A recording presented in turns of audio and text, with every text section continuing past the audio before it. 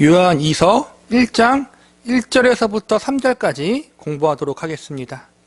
요한이서의 주요 내용은 이단들과 거짓 선생들의 가르침으로부터 교회와 성도를 어떻게 지켜야 하는가입니다. 초대교회 당시에는 목회자의 수가 많이 부족했습니다. 오늘날에는 보통 한 지역교회 안에 한 명 이상의 목회자가 소속되어 있습니다. 그런데 초대교회 당시에는 여러 지역에 세워진 교회의 숫자에 비해서 목회자의 숫자가 많이 부족했습니다. 그래서 목회자들이 순회를 돌면서 여러 지역교회들을 섬기는 경우들이 대단히 많았습니다. 그런데 이러한 상황 가운데에서 잘못된 사역자들이 있어서 성경의 바른 진리를 가르치기보다는 잘못된 진리를 전하는 경우들이 있었습니다. 또한 초대교회의 지도자들로부터 세움받지 않는 거짓 교사들이 정식 사역자인 것처럼 이야기하면서 교회와 성도들을 속이는 경우도 있었습니다. 이러한 일들이 초대교회의 많은 지역에서 발생하고 있었기 때문에 사도 요한은 이 일을 심각하게 여기고 이러한 이단들과 거짓 교사들에 대해서 어떻게 대처해야 할지를 알려주기 위해서 요한이서를 기록하게 되었습니다. 앞서 배운 유다서와 마찬가지로 사도 요한은 이단들과 거짓 교사들의 미혹으로부터 교회와 성도들을 지키는 방법으로 가장 먼저 성경의 올바른 진리를 제대로 알고 숙지하도록 가르치고 있습니다. 바른 진리와 가르침을 잘 알고 있다면 잘못된 진리와 거짓된 가르침을 자연스럽게 분별할 수 있기 때문입니다. 본문 1절과 2절을 보시기 바랍니다. 장로인 나는 택함을 받은 부녀와 그의 자녀들에게 편지하노니 내가 참으로 사랑하는 자요 나뿐 아니라 진리를 아는 모든 자도 그리하는 것은 우리 안에 거하여 영원히 우리와 함께 할 진리로 말미암미로다. 사도 요한이 제일 먼저 언급하고 있는 성경의 진리는 택가심이라는 가르침입니다. 1절에 보니까 교회와 성도들을 향하여 택가심을 받은 이라는 말을 꺼내므로 교회와 성도의 정체성에 대해서 알려주고 있습니다. 택가심을 받았다는 것은 하나님 편에서 먼저 성도들을 불러주셨다는 것입니다. 내가 먼저 하나님의 필요성을 인식하고 예수님을 통한 구원의 필요성을 깨달았기 때문에 하나님의 백성이 된 것이 아니라 하나님이 그분의 선하신 뜻과 계획 가운데 우리를 불러주신 것입니다. 우리를 하나님의 백성과 자녀로 불러주시고 구원받게 하신 일이 우리의 그 어떠함 때문이 아니라 전적인 하나님의 주권과 섭리 가운데 이루어진 일이라는 것입니다. 택하심을 받은 이라는 말씀 속에는 나를 구원하시고 나를 하나님의 백성과 자녀로 삼으신 주도권이 우리에게 있는 것이 아니라 하나님께 있음을 알려주고 있는 것입니다. 우리의 그 어떠함을 보시지 않으시고 하나님의 강권적인 은혜와 사랑을 전제로 우리를 하나님의 백성과 자녀로 택하여 주신 것, 이것을 바로 구원의 은혜라고 부릅니다. 요한 이서의 시작에서 사도 요한은 택하심이라는 말씀 속에 담긴 의미를 바르게 알게 하므로 이단들과 거짓 교사들의 가르침으로부터 교회와 성도들을 진리로 무장시키는 일을 진행하였습니다. 택하심에 대한 가르침을 통해서 하나님이 성도들을 어떻게 부르셨고 그들이 하나님 앞에 어떠한 존재인지를 바르게 알게 하므로 이단들과 거짓 교사들의 가르침으로부터 교회와 성도를 지키려고 했던 것입니다. 우리는 오늘 사도 요한이 요한이서의 시작 부분에서 강조했던 하나님의 택하심을 받았다라는 말씀을 집중적으로 살펴보고자 합니다. 하나님의 택하심을 받았다는 말씀 속에 담긴 의미가 무엇인지, 그리고 이 말씀을 통하여 성도들이 어떻게 건강하고 올바른 믿음을 소유하고 이단과 거짓 교사들의 가르침으로부터 스스로를 지킬 수 있는지에 대해서 알아보는 시간을 가져보도록 하겠습니다. 먼저 택하심을 받은 자의 말씀 속에 담긴 의미에 대해서 살펴보도록 하겠습니다. 첫 번째로 하나님의 택하심을 받았다는 것은 인간에게 조건을 두지 않았다는 것을 의미합니다. 본문 3절을 보시기 바랍니다. 은혜와 긍휼과 평강이 하나님 아버지와 아버지의 아들 예수 그리스도께로부터 진리와 사랑 가운데에서 우리와 함께 있으리라. 3절 앞부분에 보면 하나님 백성과 자녀들의 삶이 은혜와 긍휼과 평강이 함께하고 있다라고 가르치고 있습니다. 은혜란 하나님이 인간들에게 베푸시는 무조건적인 호의이고, 긍휼은 인간을 불쌍히 여기시는 하나님의 마음입니다. 사실상 은혜와 긍휼은 같은 의미를 지니고 있다고 볼 수 있습니다. 하나님께서 죄인된 인간들을 불쌍히 여기심으로 그들에게 은혜와 긍휼을 베푸신 것입니다. 그리고 하나님의 은혜와 긍휼을 받은 인간의 삶 속에는 하나님이 주시는 평강이 임하게 됩니다. 은혜와 긍휼과 평강이 함께하는 삶이란 결국 성도의 삶을 하나님께서 주도하시고 이끄시는 삶이라고 할 수 있습니다. 3절과 1절은 서로 연결되어 있는 말씀입니다. 본문 1절에서 보면 사도 요한은 교회와 성도를 향하여 택하심을 받은 자라고 가르치고 있습니다. 즉 성도들의 믿음과 신앙의 출발점이 하나님이 주도하여 하나님께로부터 시작되었다는 것이고, 이것이 결국에는 3절에서 은혜와 긍휼과 평강이 함께하는 삶으로 표출되어지고 이어지는 것임을 알려주고 있는 것입니다.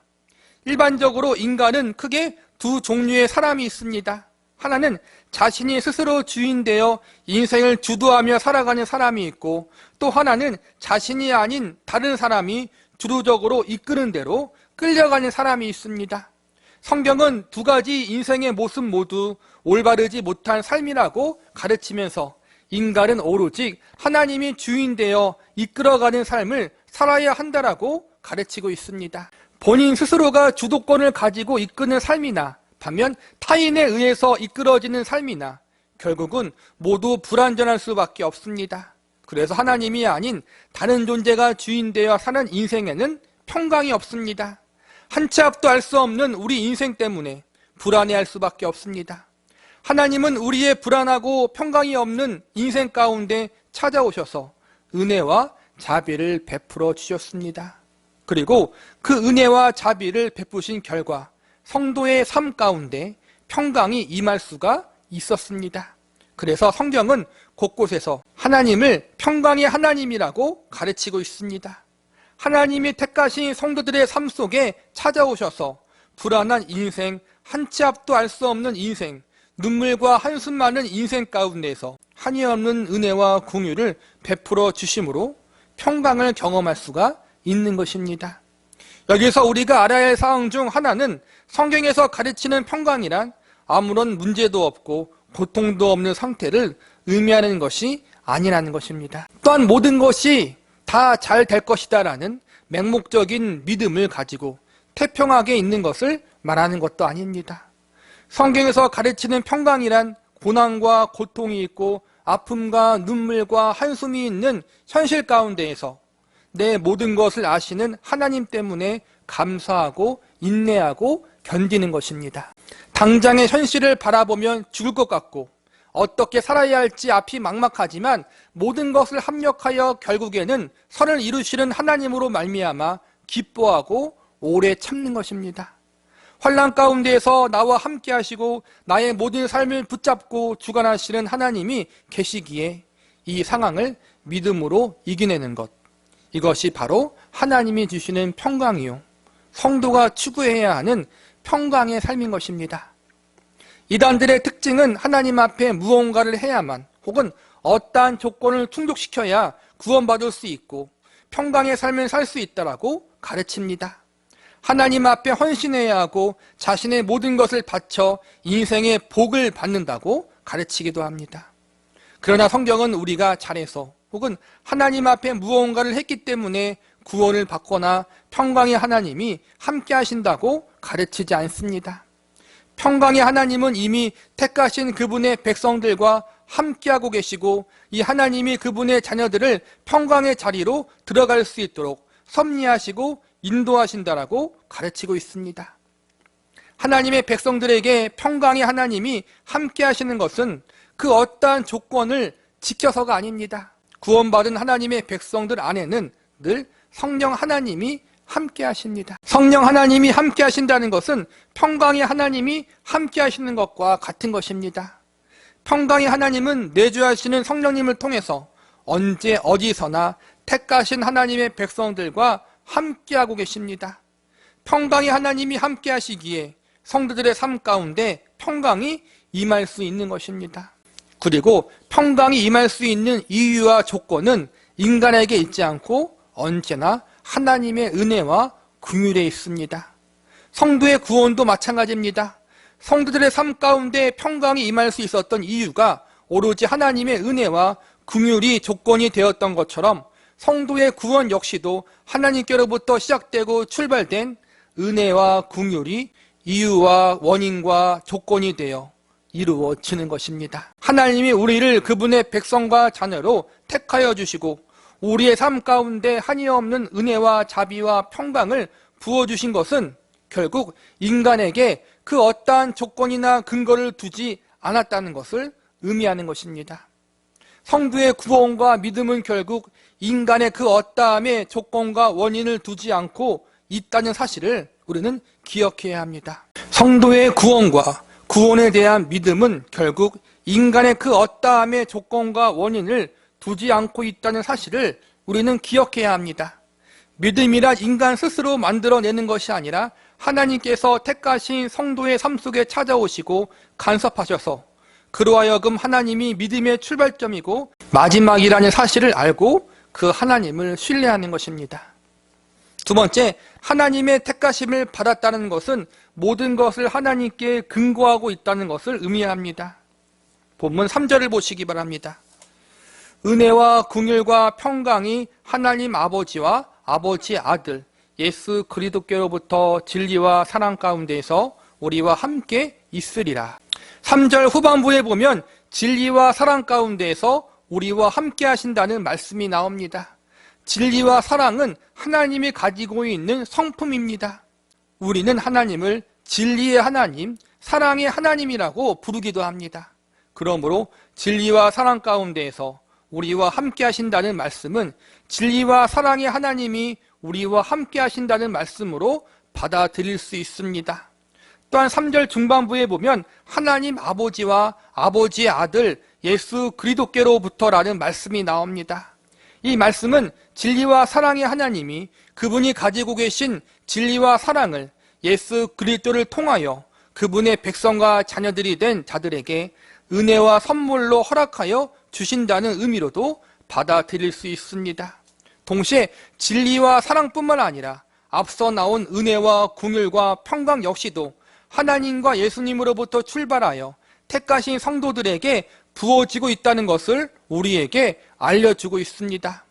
진리, 사랑, 은혜, 긍휼, 평강, 이 모든 것은 하나님의 속성이며 그분이 가지고 계시는 선한 성품들입니다. 사람이나 피조물이 가지고 있는 속성들이 아닙니다. 우리는 결코 이러한 선한 성품들을 스스로 만들어내거나 소유할 수 있는 존재들이 아닙니다. 왜냐하면 우리는 죄인들이기 때문입니다. 우리에게는 하나님이 인정하실 만한 그 어떠한 의롭고 선한 것도 하나도 없습니다. 아무리 노력해도 우리가 만들어낼 수 있는 것은 죄뿐입니다. 인간의 모든 의로움과 선함은 더러운 옷과도 같습니다. 이사야서 64장 6절에 보면 우리의 본래 상태에 대해서 이렇게 증언하고 있습니다. 무릇 우리는 다 부정한 자 같아서 우리의 의는 다 더러운 옷 같으며 우리는 다 잎사귀같이 시들므로 우리의 죄악이 바람같이 우리를 몰아가나이다. 우리가 아무리 열심을 내어 노력을 해도 결국 하나님이 보실 때 우리는 다 부정한 자요 우리의 의도 더러운 옷에 불과하다는 것입니다. 마른 잎사귀가 바람에 날리는 것처럼 죄가 이끄는 대로 이끌려갈 수밖에 없는 것이 죄인된 우리의 본 모습이라는 것입니다.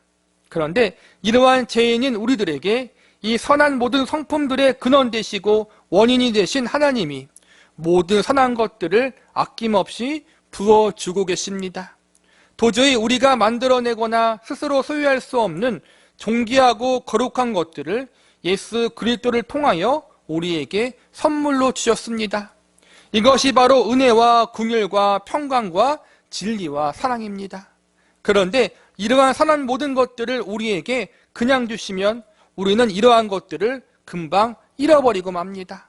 하나님이 은혜와 긍휼과 평강을 선물로 주셔도 우리는 죄인이라 금방 주신 선물을 없애버릴 수밖에 없는 너무나 한심하고 악한 존재들입니다. 진리와 사랑을 주셔도 우리는 이내 하나님이 주신 것을 왜곡하고 그것을 악으로 바꾸어 버립니다. 하나님은 악을 성취하시는 분이지만 우리는 선을 악으로 변질시키는 죄인 중에 죄인들입니다. 그래서 하나님이 우리에게 하나님이 가지고 계신 선한 것들을 그냥 주지 않으시고 예수 그리스도를 통하여 우리에게 주셨습니다. 하나님이 가지고 계신 모든 것을 예수님도 함께 가지고 계십니다. 왜냐하면 예수님은 하나님의 아들이고 하나님과 동등된 분이시기 때문입니다. 하나님은 하나님이 가지고 계신 선한 것들을 우리에게 그냥 주시면 무조건 왜곡시키거나 변질시킬 것을 아시기에 하나님의 모든 것을 함께 가지고 계시는 예수님 자신을 친히 우리에게 주십니다. 예수님을 우리에게 주시면 예수님 안에 있는 하나님의 선한 모든 것들이 우리에게 주어지는 것과도 같기 때문입니다. 그래서 골로새서 2장 3절에 보면 이렇게 가르치고 있습니다. 그 안에는 지혜와 지식의 모든 보화가 감추어져 있느니라. 내가 잘해서 내가 하나님 보실 때 선하거나 의로워서 우리를 하나님의 자녀와 백성으로 삼으신 것이 아닙니다. 우리가 무엇을 마음에 들게 했기 때문에 우리에게 은혜와 긍휼과 평강을 주신 것이 아니라는 것입니다. 우리가 잘나거나 능력이 좋아서 진리와 사랑 안에 거하게 된 것이 아닙니다. 모든 것은 하나님이 우리에게 예수님을 주셨기 때문에, 예수님이 우리의 구주가 되어주셨기 때문에, 예수님이 조건이 되고 근거와 이유가 되어 우리에게 주어진 것입니다. 우리가 예수님 안에 거하는 것, 예수님이 우리 안에 거하는 것, 이것이 바로 하나님이 우리에게 주신 가장 큰 기적이고 최고의 선물인 것입니다. 우리는 예수님 때문에 영원히 하나님의 백성과 자녀로서 하나님이 주신 것을 잃어버리지 않고 살아갈 수 있는 복된 존재가 될 수 있는 것입니다. 말씀을 정리하겠습니다. 본문 2절을 보시기 바랍니다. 우리 안에 거하여 영원히 우리와 함께할 진리로 말미암음이로다. 택하신 성도들의 삶 가운데 또한 그들의 운명 가운데 진리가 영원히 함께한다고 이야기하고 있습니다. 여기서 말하는 진리란 예수 그리스도가 그들의 구주가 되신다는 사실입니다. 예수 그리스도가 성도들과 영원히 함께하시기 때문에 성도들의 인생은 은혜와 긍휼과 평강이 가득한 인생을 살아갈 수 있고 진리와 사랑 안에서 거하는 인생을 살아갈 수 있게 되는 것입니다. 결론적으로 정리하자면 성도의 구원뿐만 아니라 성도의 신앙생활과 성숙도 예수 그리스도가 그들의 구주가 되어주셔서 그들의 인생을 이끄시고 책임져 주셔야만 이루어질 수가 있다는 것입니다. 인간이 스스로의 노력과 열심으로 말미암아 구원을 받거나 신앙의 성숙, 즉 성화된 인생을 살아갈 수 없다는 것입니다. 하나님이 성도 안에서 역사하셔야만 예수 그리스도를 통하여 은혜의 선물들을 허락하여 주시고 우리의 인생을 붙잡아 주시고 책임져 주셔야만 성도가 그 안에서 바르게 자라고 성장할 수 있는 것입니다. 오늘 설교의 제목대로 하나님의 택하심을 받은 자들은 오직 하나님과 예수님을 조건과 근거로 하여 성도들에게 부어지는 모든 선한 것을 받은 자들입니다. 구원도 성화도 성도로서 살아가는 데 필요한 모든 것들이 하나님의 은혜로 말미암아 주어진 것입니다. 하나님은 그분의 은혜를 예수 그리스도를 통하여 우리에게 주셨습니다. 그런데 이단들과 거짓 교사들의 가르침은 이 하나님의 은혜, 예수님의 은혜 말고도 다른 것이 필요하다고 주장합니다. 인간의 열심과 헌신이 하나님의 은혜를 가져오는 통로라고 가르칩니다. 인간의 의로움과 공로가 구원과 축복을 가져오는 조건이라고 주장합니다. 그러나 사도 요한과 성경은 단호하게 이러한 잘못된 가르침을 거절하고 오직 하나님의 은혜와 예수님을 통해서만 모든 선한 것들이 성도에게 주어진다는 사실을 알려주고 있습니다. 인간의 공로와 의로움이 들어설 자리는 결코 없습니다. 우리 자신의 열심이나 노력 혹은 선함이나 의로움 때문에 우리가 구원받은 것이 결코 아닙니다. 우리는 나를 택하시고 부르신 하나님의 은혜만 의지하면 됩니다. 오늘 택하심을 받은 자라는 말씀을 통해서 우리가 은혜로 구원받았다는 사실을 잊지 말고 그 은혜를 근거로 하여 하나님 앞에 나아가야 한다는 사실, 이 사실을 명심할 수 있는 저와 여러분이 되시기를 간절히 바랍니다. 우리의 자랑이나 교만이 들어설 자리는 없습니다. 저와 여러분은 하나님의 택하심을 받은 성도들입니다. 하나님께로부터 출발되고 시작된 구원의 은혜가 예수 그리스도의 날까지 반드시 완성되어지고 우리가 그분을 더욱 알아가고 닮아가는 자리에까지 이르게 할 것입니다. 하나님이 시작했으니 주도권과 책임을 가지고 그 일을 끝마치실 것입니다. 빌립보서 1장 16절의 말씀을 제가 읽어드리고 말씀을 끝마치도록 하겠습니다. 너희 안에서 착한 일을 시작하신 이가 그리스도 예수의 날까지 이르실 줄을 우리가 확신하노라. 우리 안에 성령님을 내주하게 하신 하나님께서 우리가 주님 나라 가는 그날까지 우리의 구원을 완성하도록 이끄실 것입니다. 우리가 하나님의 형상과 예수 그리스도의 장성한 분량에 이르도록 인도하실 것입니다. 물론 그 과정은 쉬운 길이 아닙니다. 많은 눈물과 한숨과 연단이 기다리는 길입니다. 많이 넘어지고 쓰러지며 많은 고난과 시행착오를 경험해야 할 것입니다. 하나님이 우리의 모난 부분들을 많이 깎으시고 깨트리셔야 할 것입니다. 그러나 이 모든 과정을 통하여 하나님께서 우리를 아름답게 만들어 가실 것입니다. 이 사실을 확신하며 이 모든 일을 포기하지 않고 끝까지 이루실 하나님과 예수님만 바라보고 의지하시기 바랍니다. 인간의 열심이나 의로움, 인간이 만들어낸 그 어떠한 것을 신뢰하지 마시기 바랍니다. 예수님 안에 모든 것들이 다 들어있습니다.